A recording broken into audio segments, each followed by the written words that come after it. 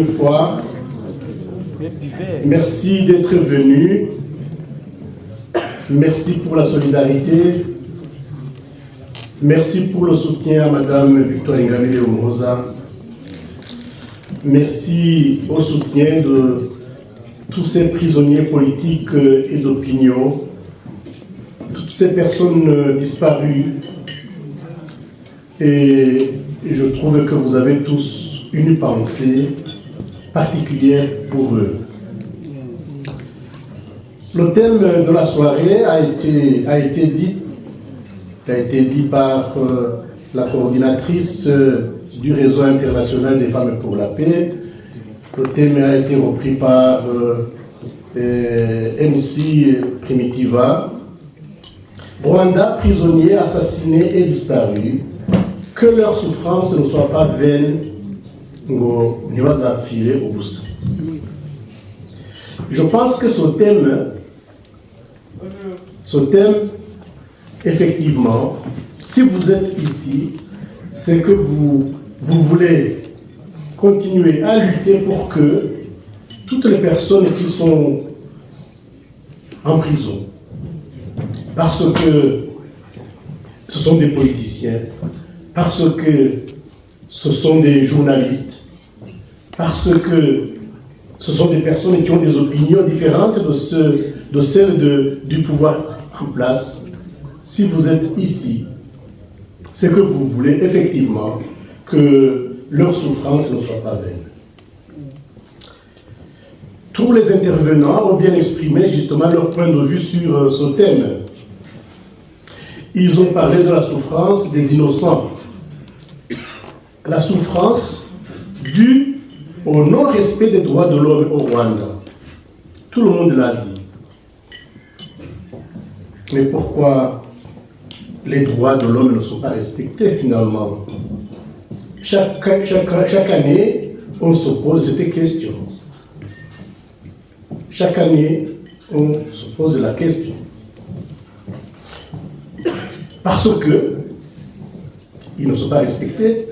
Parce que depuis que le Front patriotique rwandais a attaqué le Rwanda en 1990, il n'a cessé de massacrer les gens à son passage. Et après sa prise de pouvoir, il a continué à faire des massacres dans toutes les régions du pays. Donc, il craint de rendre des comptes. Il craint de rendre des comptes. C'est pourquoi quand il y a un homme politique, une femme politique qui parle de ce qui se passe au Rwanda, la réaction c'est de le mettre en prison, c'est de le tuer, c'est de le faire disparaître.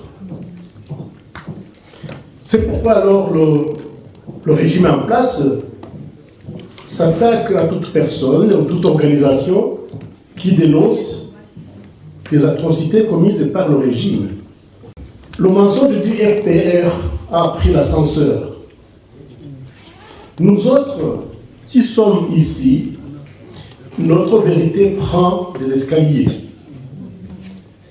Mais sachez que si nous restons déterminés, si nous restons ensemble pour ne pas mourir comme des idiots, malgré que nous devons monter la plus haute tour du monde, la victoire nous attend au sommet.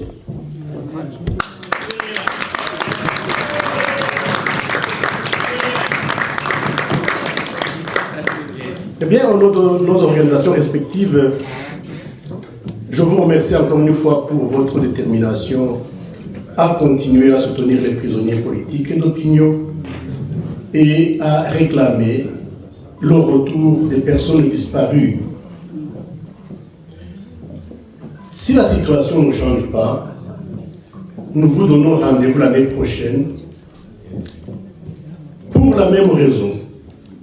Continuer à parler ensemble au nom des sans-voix et réclamer la libération de tous les prisonniers politiques et d'opinion. Je vous remercie.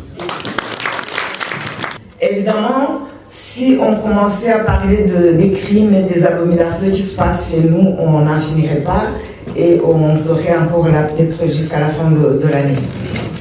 Mais voilà, mais nous devons continuer à nous battre, nous ne devons pas nous laisser faire ou nous laisser aller.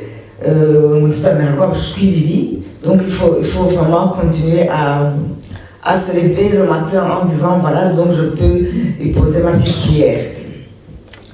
Si le programme, normalement, on allait écouter un juriste d'origine rwandaise et un académicien reconnu, ayant une connaissance approfondie des systèmes juridiques du Rwanda, ancien fonctionnaire de la Cour suprême de Kigali. Il a une expertise solide sur le fonctionnement des juridictions rwandaises. Sa carrière lui a permis d'acquérir une vue intérieure des mécanismes judiciaires du pays, y compris les défis et les dysfonctionnements du système. Il est bien placé pour offrir un avis éclairé sur les questions sensibles comme des emprisonnements arbitraires, des assassinats et des disparitions au Rwanda. Il pourrait mettre en lumière plusieurs facteurs, dont l'influence du pouvoir exécutif sur le judiciaire. Normalement, je devais passer le micro à qui, si vous avez deviné? Ah, voilà, bien, vous êtes deux. Vous avez une bonne mémoire, c'est bien, je vous félicite. On devait passer le micro à Kayezu Valentin Moumouza, mais il y a eu un programme, donc un changement de programme. Il n'a pas pu être là ce soir. Jusqu'à 18h, il nous disait que ça allait être possible, mais ça n'a pas été possible. Il a essayé de résumer en quelques mots. Évidemment, ça ne vaudra pas ce qu'il allait nous dire. En quelques mots, donc je vais demander à Marie-Louise de nous lire ce qu'il nous a envoyé, parce qu'il a fait ça en toute vitesse, en dernière minute. Il vous demande donc d'excuser et de nous excuser aussi. Donc, Akayezu dit, aujourd'hui, nous sommes réunis pour réfléchir sur la question des prisonniers politiques au Rwanda. On pourrait penser que la lutte pour la liberté des droits politiques et civils, pour laquelle se battent certains Rwandais, est similaire à celle d'autres pays. Au Bénin, au Cameroun, en Russie et ailleurs, il est souvent dit que la liberté de faire de la politique et le respect des droits de l'homme constituent des risques énormes. Mais quelle est la particularité du Rwanda et des Rwandais qui se sont levés pour lutter pour un pays respectueux de la loi au regard des exemples cités ci-dessus? Au Rwanda, nous avons un gouvernement déterminé à utiliser l'histoire de la guerre et du génocide qui ont eu lieu dans notre pays pour intimider quiconque souhaite parler de la mauvaise gouvernance menée par le régime du FPR Imontani. Sans aucun doute, chaque Rwandais est sous pression pour devenir un prisonnier politique à tout moment. Un agriculteur de Bugarama, obligé de cultiver du riz sans avoir le droit de gérer sa production, s'il exprime ses indignations, sera accusé de rébellion contre l'autorité publique et abusivement d'idéologie du génocide. Dans la lutte pour le développement de la liberté politique et pour que la culture du respect des droits de l'homme devienne une norme, il est crucial que l'histoire du Rwanda soit discutée de manière transparente et libre. De plus, le pouvoir judiciaire doit être renforcé pour éviter toute ingérence de la part de d'individus ou d'organisations qui ne se soucient pas de l'intérêt général des Rwandais.